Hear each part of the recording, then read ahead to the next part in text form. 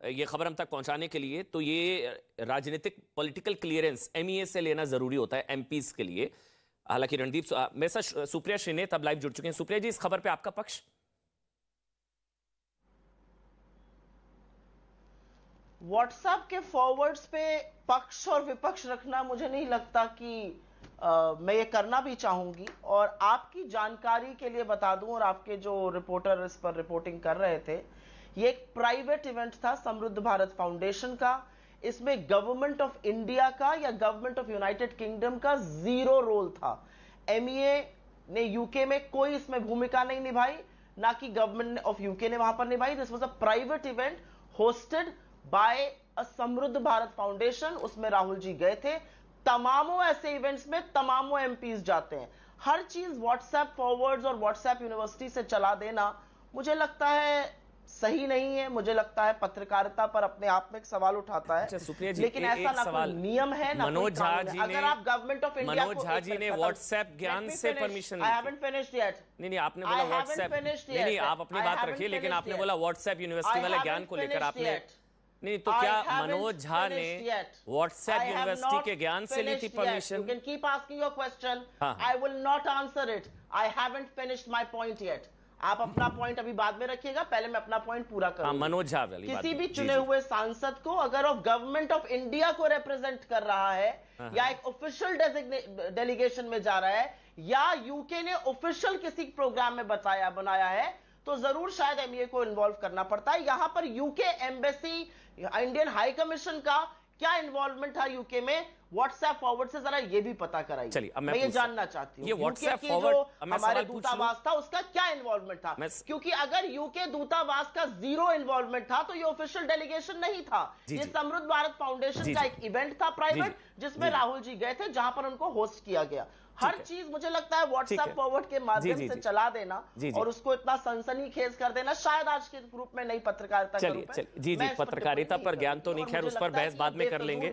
जी बिल्कुल ठीक है, वो मैं आपसे सीख लूंगा पत्रकारिता बाद में। लेकिन मेरा सवाल ये है, क्या मनोज झा जी जो आरजेडी के सांसद है, उन्होंने व्हाट्सएप ज्ञान के आधार पर परमिशन ली थी? उन्होंने क्यों लिया था पॉलिटिकल क्लियरेंस? मुझे नहीं पता उन्होंने किस आधार पर ली थी। Do I hold a brief for RJD? तो उनको भी व्हाट्सएप पर ज्ञान आया था।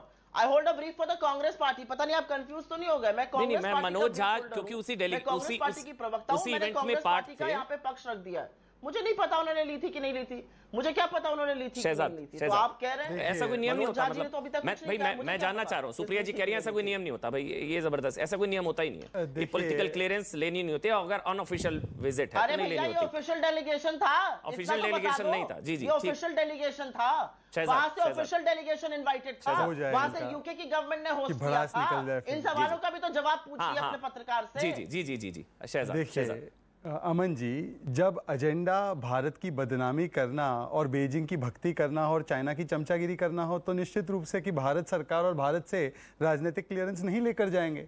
जब भारत के खिलाफ जहरी उगलना हो, जब आईएनसी के नाम पर इंडियन नेशनल कांग्रेस के बदले I need Chinese propaganda, I need Chinese MOU, I need Chinese money, इस एजेंडे पर बोलना हो, आज जैसे उन्होंने कहा है कि चाइना जो है वो आइडिया ऑफ प्रॉस्पेरिटी फैला रहा है, पूरी दुनिया कह रही है कि चाइना कोरोना फैला रहा है, Rahul Gandhi idea of prosperity फैलाने की बात करें। अरे मैडम अभी तो आप ज्ञान दे रही थी, पत्रकारिता का विशेष ज्ञान वो लोग दे रहे हैं जो पत्रकारिता से कूदकर पार्टी में आ गए, परंतु अब अपना ज्ञान अपने ऊपर तो लागू इसलिए नहीं गया, इसलिए उस तरफ नहीं जाएंगे, अपने ऊपर लागू होना चाहिए। अपनी बात पूरी कर दूं। देखिए किस प्रकार से, और ये पहली बार नहीं है कि मोदी विरोध करिए, जमकर करिए, 8 बजे 9 बजे वैसे ही करते हैं।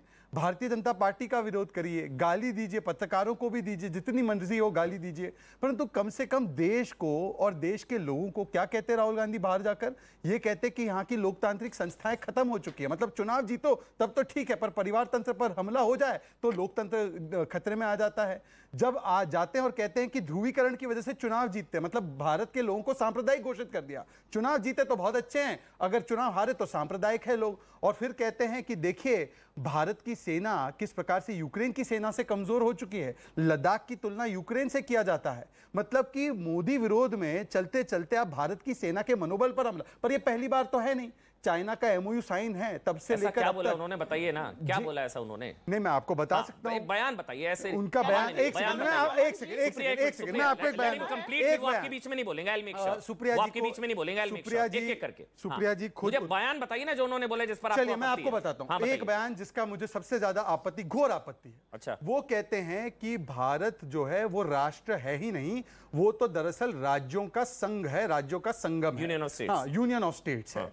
तो मैं आदरणीय सुप्रिया श्रीनेत जी से 2 सवाल पूछूंगा। एक, भारतीय राष्ट्रीय कांग्रेस में राष्ट्रीय शब्द क्यों है? इंडियन नेशनल कांग्रेस से नेशनल इनको तुरंत प्रभाव से हटा देना चाहिए। जब नेशन ही नहीं है तो इंडियन नेशनल कांग्रेस क्यों है?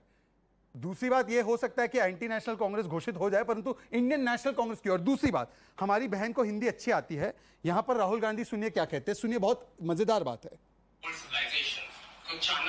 Chanakya, when he interacted with the students in Takshashila, he made it clear to them that they might belong to different Mahajanpads, but ultimately they belong to a nation that is Bharat. Adi Shankaracharya, he said, 10 seconds. Did he use the word nation? He said, you belong to a Rashtra. Rashtra is, the Sanskrit. Rashtra is kingdom. राष्ट्र kingdom होता है क्या? सुप्रिया जी आज केवल मेरी एक ही दुविधा दूर कीजिए कि राष्ट्र किंगडम होता है क्या? मुझे तो लगा साम्राज्य किंगडम होता है, परंतु देखिए जिनकी आदत यह है कि राष्ट्र को किंगडम की तरह इस्तेमाल किया है, हो सकता है उनकी परिकल्पना में राष्ट्र किंगडम होता है। ठीक है, आपका सुप्रिया जी राष्ट्र किंगडम है सवाल हो गया या राष्ट्र नेशन है? सुप्रिया जी, भारत की बतौर राष्ट्र के तौर पर अवधारणा के खिलाफ आप क्यों हैं? सुप्रिया जी बोलिए, कोई बीच में नहीं बोलेगा। मैं आपके सवाल का बाद में जवाब दूंगी। मैं आपको कुछ पढ़ के सुना देती हूँ आपकी जानकारी के लिए। ये राहुल गांधी वाले काम मत कीजिए ना। वो राहुल गांधी भी कंफ्यूजन में आ गए, 2 मिनट जवाब नहीं देता। मुझे ऐसा लगता है अगर मुझे बोलने नहीं दिया जाएगा तो आप मेरे बिना भी शो कर सकते हैं।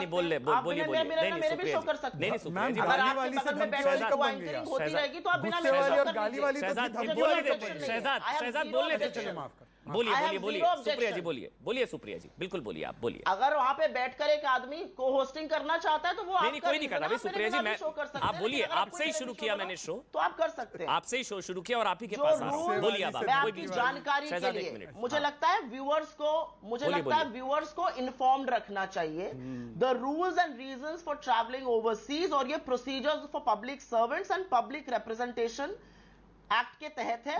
लोकसभा और राज्यसभा में क्या रूल्स होते हैं ये मैं लोकसभा सेक्रेटेरिएट का आपको एक छोटा सा पढ़ के सुना देती हूं। For MPs, their proposals for official trips abroad need to be cleared by the presiding officer of their respective houses, the Lok Sabha Speaker or the Rajya Sabha Vice President. No such clearance is needed for a personal trip. This is what the Rajya Sabha Secretariat clearly states.